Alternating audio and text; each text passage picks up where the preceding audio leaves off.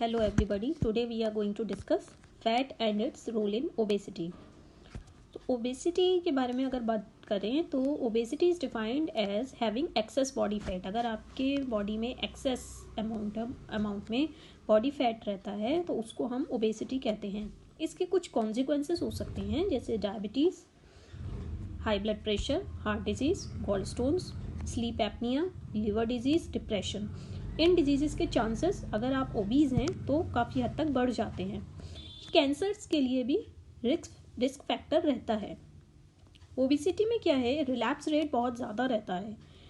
इसका मतलब ये हो जाता है कि ज़्यादातर लोग जो वेट लूज़ करते हैं वो दोबारा रीगेन कर लेते हैं. Even a significant weight loss and long term maintenance of that weight loss can bring health benefits by lowering the blood pressure and lowering the risks of diabetes and heart disease. अगर आप थोड़ा भी weight loss करते हैं और उसको लंबे समय तक मेंटेन कर पाते हैं तो आपको कुछ हेल्थ बेनिफिट्स मिल सकते हैं. जैसे बीपी आपका नॉर्मल रेंज में आ जाएगा, आपको डायबिटीज़ और हार्ट डिजीज़ का रिस्क कम हो जाता है. The chances of long-term successful weight loss are enhanced if the doctor works with a team. अगर आपके साथ कोई डॉक्टर जुड़ा हुआ है तो आपके जो वेट लॉस के चांसेस हैं सक्सेसफुल होने के लंबे समय तक बढ़ जाते हैं. अब हम जानेंगे कॉमन कॉजेज ऑफ ओबेसिटी. क्या कॉमन कॉजेज रहते हैं ओबेसिटी के. अब अगर हम ज़्यादा कैलोरीज लेते हैं और उससे कम बर्न कर पाते हैं तो ऑब्वियसली हम वेट गेन करेंगे, क्योंकि होता क्या है कि हमारी बॉडी एक्सेस एनर्जी को फैट की तरह स्टोर कर लेती है. लेकिन ऑन द कंट्रेरी अगर कोई इंडिविजुअल कम कैलोरीज लेता है और बर्न ज़्यादा करता है, मतलब मेटाबोलाइज ज़्यादा करता है, तो ऑब्वियसली उसका वेट लॉस कंपैरेटिवली ज़्यादा होगा. The most common cause of obesity are overeating and physical inactivity. अगर आप ओवर ईटिंग करते हैं और फिजिकली इनएक्टिव रहते हैं तो आपके ओबेसिटी होने के चांसेस कंपैरेटिवली बढ़ जाते हैं. A person is more likely to develop obesity if one or both the parents are obese. Obesity होने के चांसेस तब भी बढ़ जाते हैं अगर एक या दोनों ही पेरेंट्स ओबीज हो. One cause of obesity is leptin deficiency. Leptin is a hormone produced in fat cells.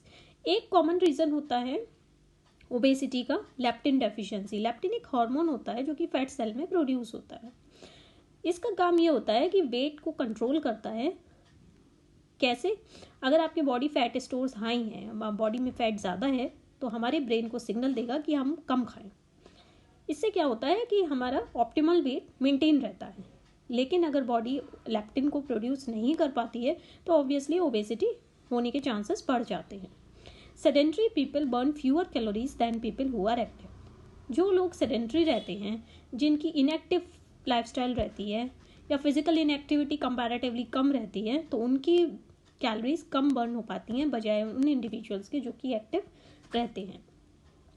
Next आ जाता है आपका सिंपल कार्बोहाइड्रेट्स जो होते हैं, जैसे कि फ्रक्टोज हैं, आपके डेजर्ट्स हैं, सॉफ्ट ड्रिंक्स हैं, बियर है, वाइन है. इससे वेट गेन होने के चांसेस बढ़ जाते हैं, क्योंकि होता क्या है, ये बहुत ही जल्दी हमारे ब्लड स्ट्रीम में एब्जॉर्ब हो जाते हैं रादर देन कॉम्प्लेक्स कार्बोहाइड्रेट्स. जैसे आपके ब्राउन राइस हो जाता है, आपका ग्रेन्स हो जाते हैं, आपके वेजिटेबल्स हो जाते हैं, रॉ फ्रूट्स हो जाते हैं.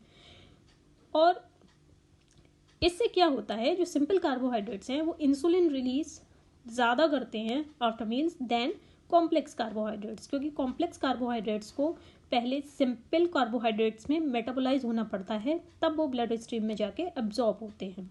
तो इसमें कुछ कंपैरेटिवली टाइम लगता है, तो एकदम से जो rapid rise blood glucose levels हैं वो नहीं हो पाते. और सिंपल कार्बोहाइड्रेट्स अगर हम ज़्यादा लेते हैं तो इंसुलिन रिलीज भी ज़्यादा होगा और इससे वेट गेन होने के चांसेस भी बढ़ जाते हैं. जो हम ओवर ईटिंग करते हैं उससे भी वेट गेन होता है. अगर हम ऐसे फूड्स को ईट करते हैं जैसे कि फैट में बहुत ज़्यादा हाई है या शुगर ज़्यादा है, जैसे कि आपके फास्ट फूड हो जाते हैं, फ्राइड फूड हो जाते हैं, स्वीट्स हो जाती हैं, इनमें एनर्जी डेंसिटी बहुत ज़्यादा होती है. जिसका मतलब ये है कि इन कम अमाउंट ऑफ फूड में, स्मॉल अमाउंट ऑफ फूड में कैलोरीज बहुत ज़्यादा रहती हैं, इसलिए इनको हाई एनर्जी डेंसिटी फूड्स कहा जाता है.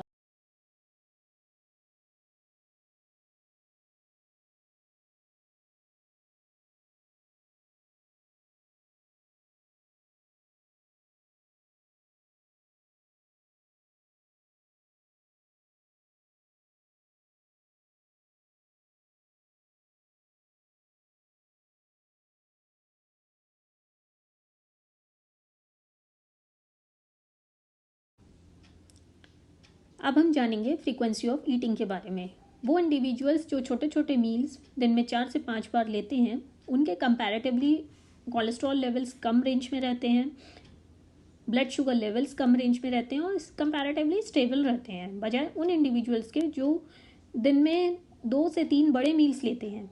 छोटे मील्स से क्या होता है कि इंसुलिन लेवल्स कम राइज होते हैं, वेयर एज लार्ज मील से क्या होता है, स्पाइक्स ऑफ इंसुलिन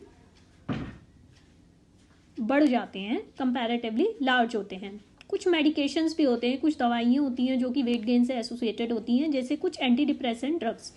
जो इंडिविजुअल्स डिप्रेशन से सफ़र कर रहे हैं, उनकी जो मेडिसिन चलती हैं उनसे भी वेट गेन होने के चांसेस बढ़ जाते हैं।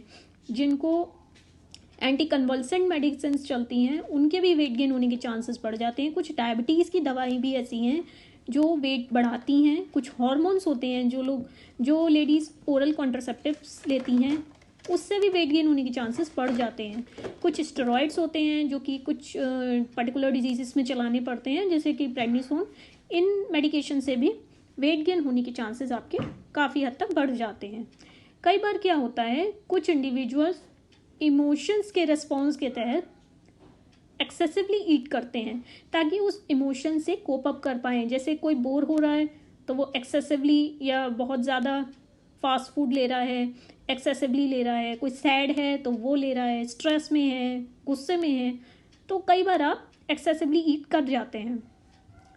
नेक्स्ट आता है आपका कुछ डिजीजेस होती हैं, जैसे कि hypothyroidism, insulin resistance, polycystic ovary syndrome, Cushing syndrome. इन डिजीज़ के इंडिविजुअल्स को आप देखोगे, जिन इंडिविजुअल्स को ये डिजीज़ होती हैं उनमें ओबीज होने के चांसेस बढ़ जाते हैं। कई बार क्या होता है, लैक ऑफ मनी। कई बार हम देखेंगे जो स्टूडेंट्स जैसे बाहर रहते हैं तो उनको हेल्दी फूड नहीं मिल पाता या उनके लिए इजीली एक्सेसिबल नहीं हो पाता। कई बार लैक ऑफ मनी भी है, तो ऐसे में क्या होता है, उनकी मजबूरी हो जाती है फास्ट फूड खाना, और जिससे ओबेसिटी होने के चांसेस बढ़ जाते हैं। अब हम जानेंगे health risks associated with obesity. Insulin से क्या होता है, जो ब्लड ग्लूकोज है आपके सेल के अंदर ट्रांसपोर्टेशन में हेल्प करता है। आपके मसल सेल्स हैं, फैट सेल्स हैं, तो उसमें जो ब्लड ग्लूकोज का ट्रांसपोर्टेशन होता है उसके लिए इंसुलिन ज़रूरी होता है। इस प्रोसेस से क्या फ़ायदा है कि इंसुलिन हमारे ब्लड ग्लूकोज लेवल्स को नॉर्मल रेंज में रखने में मदद करता है। इंसुलिन रेजिस्टेंस एक ऐसी कंडीशन है जिससे इंसुलिन की इफेक्टिवनेस कम हो जाती है ट्रांसपोर्टेशन में। मतलब जो आपके मसल सेल्स हैं, फैट सेल्स हैं, उसमें जो इंसुलिन ब्लड ग्लूकोज ट्रांसपोर्ट करता है उसकी इफेक्टिवनेस कम हो जाती है, कंपैरेटिवली ग्लूकोज कम ट्रांसपोर्ट होता है। फैट सेल्स जो होते हैं वो ज़्यादा इंसुलिन रेजिस्टेंट होते हैं देन मसल सेल्स। तो एक कॉज इंसुलिन रेजिस्टेंस का आपका ओबेसिटी भी हो जाता है। मतलब जो हमारे फैट सेल्स हैं उसमें ग्लूकोज का ट्रांसपोर्ट कंपैरेटिवली डिफ़िकल्ट होता है, आसानी से नहीं हो पाता, इंसुलिन को बहुत मेहनत करनी पड़ती है। तो इसीलिए इंसुलिन रेजिस्टेंस की कंडीशन में ओबेसिटी होने के चांसेस बढ़ जाते हैं। टाइप 2 डायबिटीज़ की अगर हम बात करें तो सेंट्रल ओबेसिटी, मतलब जिसको वेस्ट के अराउंड एक्सेस फैट है, जो सेंट्रल ओबेसिटी होती है वो इंडिविजुअल्स हैं जिसमें उनके वेस्ट के अराउंड एक्सेसिव फैट होता है, उनमें टाइप 2 डायबिटीज़ होने के चांसेस कंपैरेटिवली बढ़ जाते हैं। नेक्स्ट आ जाता है आपका हाइपरटेंशन होने के चांसेस बढ़ जाते हैं, हाई कोलेस्ट्रॉल लेवल्स रहते हैं, आपका एचडीएल कोलेस्ट्रॉल लोअर रेंज में रहेगा, एलडीएल कोलेस्ट्रॉल एंड ट्राइग्लिसराइड्स आपके हाई रेंज में रहेंगे, स्ट्रोक होने के चांसेस बढ़ जाते हैं, हार्ट अटैक होने के चांसेस बढ़ जाते हैं, या फिर कंजेस्टिव हार्ट फेलियर होने के चांसेस भी बढ़ जाते हैं। नेक्स्ट क्या होता है, गॉल स्टोन्स होने के चांसेस बढ़ जाते हैं। गॉल स्टोन्स क्या होता है, कंपैरेटिवली जो कोलेस्ट्रॉल लेवल्स जब हाई रहते हैं तो ईजीली मतलब उनके चांसेस होने के काफ़ी बढ़ जाते हैं। गाउट है, किसी को गाउटी आर्थराइटिस है, गाउट मतलब यूरिक एसिड आपका बढ़ा हुआ है या यूरिक एसिड हाई होने से आपको बोन्स में पेन हो रहा है, ऑस्टियोआर्थराइटिस हो रही है नीज की, हिप्स की या लोअर बैक की, स्लीप एपनिया हम देखते हैं कि कई बार क्या होता है ओबेसिटी की वजह से हम frequently during sleep breathing stop हो जाती है। ओबेसिटी से क्या होता है, आप ज़्यादा प्रोन हो जाते हैं हाई ब्लड प्रेशर के, हाई कोलेस्ट्रॉल लेवल्स इजीली बढ़ जाते हैं आपके। ये सब इन चीज़ों से क्या होता है, हार्ट डिजीज़ और स्ट्रोक्स के लिए ये सभी रिस्क फैक्टर रहते हैं। ओबेसिटी से कुछ टाइप के कैंसर्स भी होते हैं जिनका रिस्क बढ़ जाता है, जैसे यूट्रस है, सर्विक्स है, एंडोमेट्रियम है, ओवरी है, ब्रेस्ट कैंसर है, कोलोन है, rectum, oesophagus, liver, gall bladder, pancreas, kidney and prostate. तो अगर इन सभी कैंसर्स के रिस्क से हमें बचना है तो हमें वेट लॉस करने के बारे में सोचना चाहिए। ओबेसिटी से क्या होता है, हार्ट बर्न होने के चांसेस भी बढ़ जाते हैं। आप बहुत जल्दी एसिड रिफ्लक्स करते हैं कंपैरेटिवली उन इंडिविजुअल्स के जिनको ओबेसिटी नहीं होती है। गॉल ब्लैडर डिजीज होने के चांसेस बढ़ जाते हैं, लीवर प्रॉब्लम्स हो जाती हैं।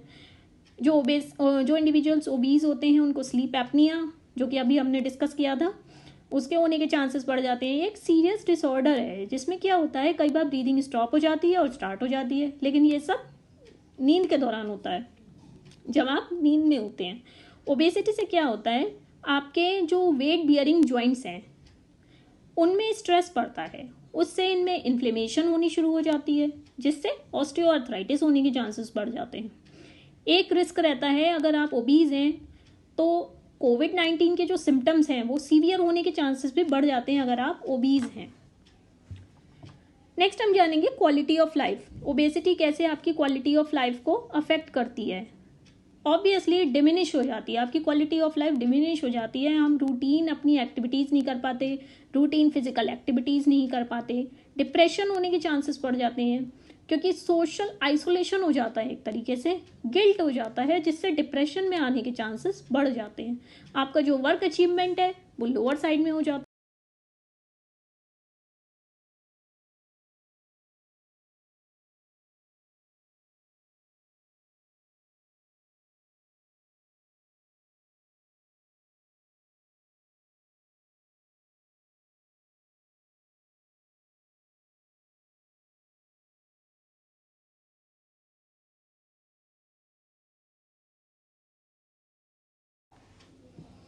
अब हम जानेंगे obesity associated with normal body weight, मतलब ऐसा मोटापा जिसमें आपका वज़न नॉर्मल रेंज में रहता है। आपका वज़न नॉर्मल हो सकता है बट आपकी जो बॉडी फैट परसेंटेज है, मतलब बॉडी में जो फैट की क्वांटिटी है वो ज़्यादा हो सकती है। ये तब होता है जब आपके मसल्स प्रॉपरली डेवलप्ड ना हो, या मसल्स को प्रॉपर न्यूट्रिशन नहीं मिल रहा हो, बॉडी में प्रोटीन की डेफिशिएंसी हो। ये उन कंडीशंस में ज़्यादा देखने में आता है। तो ऐसी कंडीशंस में भी आपको ओबीज ही कहा जाएगा। इस कंडीशन को हम नॉर्मल वेट ओबेसिटी कहते हैं। नॉर्मल वेट ओबेसिटी का मतलब ये होता है कि आपको भी वही हेल्थ रिस्क हो जाते हैं जो एक ओबीज इंडिविजुअल को होते हैं। जो बीएमआई है, हमारा बॉडी मास इंडेक्स है, वो बॉडी फैट को मेजर नहीं करता। आपका बीएमआई नॉर्मल रेंज में हो सकता है बट स्टिल आपकी जो बॉडी फैट परसेंटेज है वो हाई रेंज में होती है, जिससे कि आपको वही हेल्थ रिस्क इंक्रीज हो जाते हैं। ओबेसिटी की तरह ही नॉर्मल वेट ओबेसिटी में कुछ हेल्थ इश्यूज हो सकते हैं, जैसे कि heart disease, diabetes, high triglyceride level, but high density lipoproteins कम होंगे, एचडीएल कम होंगे, ट्राइग्लिसराइड्स लेवल हाई होंगे, हाई ब्लड प्रेशर या फिर मेटाबॉलिक सिंड्रोम। नेक्स्ट आ जाता है आपका body mass index. Body mass index में क्या होता है कि एक फॉर्मूला यूज़ किया जाता है किसी इंडिविजुअल्स के हाइट और वेट के कंपैरिजन को लेके, जिससे पता करते हैं कि आप ओबीज हैं या नॉर्मल रेंज में हैं। बीएमआई से एक दिक्कत ये आती है कि आपका बॉडी फैट परसेंटेज मेजर नहीं होता है। तो बीएमआई निकालने के लिए जो फॉर्मूला होता है वो होता है person's weight in kilograms divided by height in metres which is squared. मतलब आपका वेट किलोग्राम्स में होगा अपर साइड में, और उसको डिवाइड किया जाएगा आपकी हाइट जो कि मीटर्स में होगी, और उसको 2 टाइम्स डिवाइड किया जाएगा। हेल्दी वेट में क्या होता है, उसको हम ऐसे डिफाइन कर सकते हैं, आपका जो बॉडी मास इंडेक्स है वो इक्वल टू और greater than 19 and less than 25। मतलब 19 से 25 की रेंज में अगर आपका बॉडी मास इंडेक्स है तो आपको हेल्दी वेट कैटेगरी में लाया जा सकता है। वर्ल्ड हेल्थ ऑर्गेनाइजेशन की बात करें तो उसमें एक क्लासिफिकेशन सिस्टम यूज़ करते हैं यूजिंग द बीएमआई। अगर आपका बीएमआई उसके अकॉर्डिंग 25 से 29.9 की रेंज में है तो आपको प्री ओबीस कैटेगरी में रखा जाएगा। अगर आपका BMI 30 to 34.99 की रेंज में है तो आप ओबीस क्लास 1 कैटेगरी में आ जाएंगे। अगर आपका BMI 35 to 39.99 की रेंज में है तो आप ओबीस क्लास 2 की कैटेगरी में आ जाते हैं। अगर आपका BMI 40 से ज़्यादा है, 40 या उससे ज़्यादा है, तो आप ओबीस क्लास 3 की कैटेगरी में आ जाते हैं। अब हम जानेंगे लोकेशन ऑफ फैट के बारे में। जनरली हम देखते हैं वुमेन की जो टेंडेंसी होती है, आपके लोअर पार्ट ऑफ बॉडी में फैट की कलेक्शन ज़्यादा रहती है। इससे क्या होता है, एक पियर शेप्ड फिगर उनका डेवलप हो जाता है। जबकि मैन के केस में बात करें तो उनको बेली के अराउंड फैट का कलेक्शन ज़्यादा होता है, जिससे कि उनकी शेप एप्पल शेप डेवलप हो जाती है। एक हार्ड एंड फास्ट रूल नहीं है। कई बार हम देखते हैं मैन पियर शेप्ड भी हो सकते हैं, वुमेन एप्पल शेप्ड भी हो सकती हैं। एप्पल शेप्ड पीपल जो होते हैं उनका फैट कंसंट्रेट होता है एब्डोमिनल एरिया में, तो उससे क्या होता है, उनको ओबेसिटी से रिलेटेड हेल्थ प्रॉब्लम्स डेवलप होने के चांसेस बढ़ जाते हैं। ऐसे मैन जिनका वेस्ट सर्कमफरेंस 40 इंचेस या उससे ज़्यादा होता है, और ऐसी वुमेन जिनका वेस्ट सर्कमफरेंस 35 इंचेस या उससे ज़्यादा होता है, उनको ओबेसिटी से रिलेटेड हेल्थ रिस्क ज़्यादा हो जाते हैं। अब हम जानेंगे health benefits of weight loss. अगर आप वेट लॉस करते हैं तो उसके क्या बेनिफिट्स हो सकते हैं। अब ट्रीटमेंट की अगर हम बात करें, ओबेसिटी के ट्रीटमेंट की बात करते हैं, तो एक शॉर्ट टर्म ट्रीटमेंट नहीं होता है, एक ऑनगोइंग लाइफ लॉन्ग प्रोसेस रहती है। अगर आप अपने इनिशियल वेट का 5 to 10% भी लूज करते हैं और उसको लॉन्ग टर्म के लिए मेंटेनेंस रेंज में रखते हैं, तो इससे कुछ सिग्निफिकेंट हेल्थ गेन्स आपको मिल सकते हैं, जैसे कि ब्लड प्रेशर आपका लो हो जाएगा, आपके कोलेस्ट्रॉल लेवल्स रिड्यूस हो जाएंगे, आपके टाइप 2 डायबिटीज़ होने का रिस्क कंपैरेटिवली कम हो जाता है और स्ट्रोक होने के चांसेस भी कम हो जाते हैं। हार्ट डिजीज़ के रिस्क भी कम हो जाते हैं और उससे होने वाली कॉम्प्लिकेशन के चांसेस भी कम हो जाते हैं। इन टोटल अगर हम देखें तो ओवरऑल मोर्टेलिटी जो है वो आपकी कम हो जाती है। हमारा जो गोल ऑफ ट्रीटमेंट है ये हमें होना चाहिए to maintain a healthier weight. ये तब आप अचीव कर सकते हैं जब आप वाइजली ईट करेंगे और फिजिकल एक्टिविटी अपनी बढ़ाएंगे। अब हम जानेंगे role of physical activity and exercise. Physical activity और एक्सरसाइज से क्या होता है, आप कैलोरीज बर्न कर पाते हैं।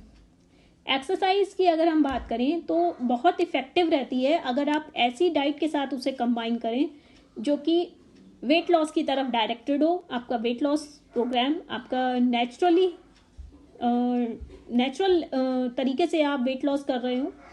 और रेगुलर एक्सरसाइज से क्या होता है, एक हेल्दी लाइफस्टाइल का एक पार्ट होती है रेगुलर एक्सरसाइज, और लंबे समय तक अगर आप हेल्दी वेट मेंटेन करना चाहते हैं तो आपको रेगुलर एक्सरसाइज की तरफ ध्यान देना चाहिए। अब हम बात करेंगे other benefits of exercise. Exercise के बाकी बेनिफिट्स और क्या हो सकते हैं। एक तो आपका ब्लड शुगर लेवल्स इंप्रूव्ड हो जाएंगे, कंट्रोल अच्छा हो जाएगा, इंसुलिन रेजिस्टेंस कम हो जाएगी, आपके ट्राइग्लिसराइड्स लेवल्स रिड्यूस हो जाएंगे, गुड कोलेस्ट्रॉल लेवल्स बढ़ेंगे, ब्लड प्रेशर लोअर रेंज में आएगा, आपकी मसल्स स्ट्रांग होंगी, बोन्स स्ट्रांग होंगी, आपके स्ट्रेस लेवल्स कम होंगे, डाइजेशन इंप्रूव होगा, आपका लोअर बैक पेन कम होगा, आपकी स्लीप क्वालिटी इंप्रूव होगी, आपका जो एब्डोमिनल फैट है वो कम होगा, रिस्क ऑफ हार्ट डिजीज कम हो जाएगा, रिलीज होंगे आपके बॉडी में एंडोर्फिन्स, जिससे क्या होता है आपको फील गुड की फीलिंग आती है, और आपकी फ्लेक्सिबिलिटी इंक्रीज हो जाती है, आपके एनर्जी लेवल्स भी इंक्रीज हो जाते हैं। अब हम जानेंगे जनरल एक्सरसाइज रिकमेंडेशंस क्या रहते हैं। आपको कम से कम 20 to 30 मिनट्स की मॉडरेट एक्सरसाइज तो करनी ही चाहिए। फॉर एग्जाम्पल स्टेशनरी बाईसाइकिलिंग, मतलब एक बाइसिकल आपकी स्टेशनरी मोड पर है, स्टिल आप उसको साइकिल कर रहे हैं, वॉक कर रहे हैं, जॉगिंग कर रहे हैं, स्टेयर क्लाइंबिंग कर रहे हैं या फिर स्विमिंग कर रहे हैं। आपको स्लोली स्टार्ट करना चाहिए और उसको ग्रेजुअली प्रोग्रेस करना चाहिए ताकि आपको एक्सेसिवली सोरनेस ना हो, पेन ना हो और आपको थकावट महसूस ना हो। Even elderly individuals can improve their exercise and balance. Strength और बैलेंस, एल्डरली इंडिविजुअल्स जो कि ओल्ड होते हैं, 60+ कैटेगरी के एज रेंज में आते हैं, वो भी अपना स्टेमिना और स्ट्रेंथ बैलेंस इम्प्रूव कर सकते हैं थ्रू एक्सरसाइज। अब हम जानेंगे कुछ प्रिकॉशंस के बारे में जो कि हमें ड्यूरिंग एक्सरसाइज रखने चाहिए। कुछ इंडिविजुअल्स को अपने डॉक्टर को कंसल्ट करना चाहिए इससे पहले कि वो विगरस एक्सरसाइज शुरू करें। जैसे अगर ऐसे मैन जिनकी एज 40 प्लस है या वुमेन जिनकी एज 50 प्लस है, ऐसे इंडिविजुअल्स जिनको कोई हार्ट डिजीज़ है या फिर लंग डिजीज़ है, एस्थमा है, आर्थराइटिस है या फिर ऑस्टियोपोरोसिस की समस्या है, ऐसे इंडिविजुअल्स जिनको चेस्ट पेन एक्सर्शन से फील होता है या उनको फटीग बहुत जल्दी हो जाता है, थकावट हो जाती है या बहुत जल्दी सांस फूलने लगता है, ऐसे इंडिविजुअल्स जिनका ब्लड प्रेशर हाई रेंज में रहता है, डायबिटीज़ है या सिगरेट स्मोक करते हैं, हाई ब्लड कोलेस्ट्रॉल लेवल्स रहते हैं, या उनके फैमिली में ऐसे मेंबर्स हैं जिनको अर्ली ऑनसेट हार्ट अटैक्स हुए हैं या फिर कोरोनरी हार्ट डिजीज़ की समस्या है, और ऐसे इंडिविजुअल्स जो कि ओबीस कैटेगरी में आते हैं। अब हम जानेंगे diet guidelines for healthy weight. हमारी डाइट की क्या गाइडलाइंस होनी चाहिए हेल्दी वेट मेंटेन करने के लिए।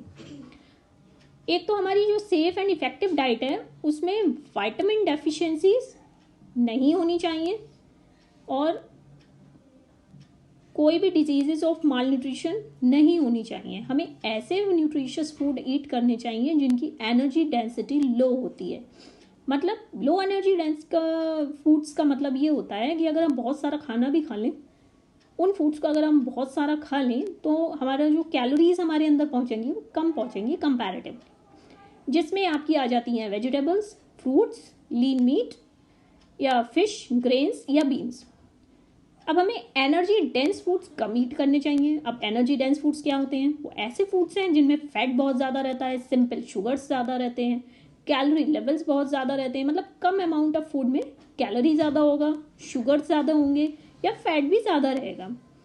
अब कुछ एग्जाम्पल्स होते हैं आपके एनर्जी डेंस फूड्स के, जैसे रेड मीट हो जाता है आपका, एग यॉक्स हो जाते हैं, फ्राइड फूड्स हो जाते हैं, हाई शुगर फास्ट फूड्स हो जाते हैं, स्वीट्स हैं, आपकी पेस्ट्रीज हैं, बटर है या फिर सैलड ड्रेसिंग्स हैं जिनमें हाई फैट रहता है, अल्कोहल है, नॉन डाइट सॉफ्ट ड्रिंक्स हैं या फिर पैकेज्ड फूड्स हैं।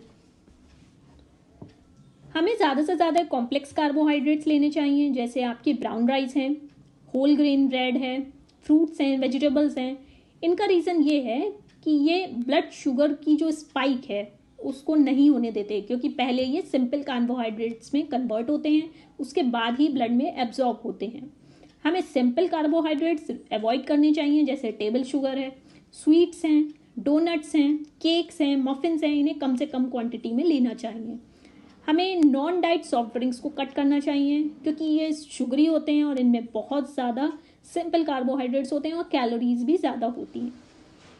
सिंपल कार्बोहाइड्रेट से क्या होता है, एक्सेसिव इंसुलिन रिलीज होता है पेनक्रियाज के थ्रू और इंसुलिन फैट टिश्यू की ग्रोथ में हेल्प करता है। हमें अपने डॉक्टर को कंसल्ट करना चाहिए before starting any dietary changes. कोई भी डाइटरी चेंजेस को स्टार्ट करने से पहले हमें अपने डॉक्टर को कंसल्ट करना चाहिए। हमारा जो डॉक्टर है या न्यूट्रिशनिस्ट हैं वो हमें जो डेली कैलोरीज हैं डाइट में जो लेनी चाहिए उसको प्रिस्क्राइब करने में हेल्प करेंगे। अब नेक्स्ट आ जाता है आपका प्लांट बेस्ड डाइट्स हमें ज़्यादा लेनी चाहिए। उससे क्या होता है, वेट लूज करने में हेल्प मिलती है। इसमें क्या होता है कि आप अपनी डाइट से मीट, पोल्ट्री या फिश एलिमिनेट कर देंगे। आप ज़्यादा से ज़्यादा फ्रूट्स लेंगे, वेजिटेबल्स लेंगे, लेग्यूम्स लेंगे या फिर होल ग्रेन्स लेंगे। इसमें क्या होता है, जो हमने डाइट्स रेस्ट्रिक्ट करी हैं, मतलब मीट, पोल्ट्री और फिश, इनमें कैलोरी लेवल्स बहुत ज़्यादा होते हैं और अगर हम इन्हें लिमिट कर देंगे तो हमारा वेट लॉस प्रोसेस ईजी हो जाएगा। नेक्स्ट आ जाता है आपका प्लांट बेस्ड डाइट्स जो होती हैं आपकी रिच इन फाइबर होती हैं। फाइबर बहुत अच्छे क्वांटिटी में होता है, इससे हमें ये हेल्प मिलती है कि हम ज़्यादा से ज़्यादा फील कर पाते हैं कि हमारा पेट भरा हुआ है, हमें जल्दी जल्दी भूख नहीं लगती और इनमें कैलोरीज भी कम रहती है। प्लांट बेस्ड डाइट से क्या होता है कि आपके हार्ट डिजीज़ का रिस्क कम हो जाता है, कैंसर्स का रिस्क कम हो जाता है, डायबिटीज़ का रिस्क कम हो जाता है। प्लांट बेस्ड डाइट्स हमारी हेल्दी होती हैं। ये बस इनके साथ दिक्कत ये है कि ये न्यूट्रिएंट थोड़े से रिस्ट्रिक्ट कर देती हैं जो कि हमारे एनिमल फूड प्रोडक्ट्स में ज़्यादा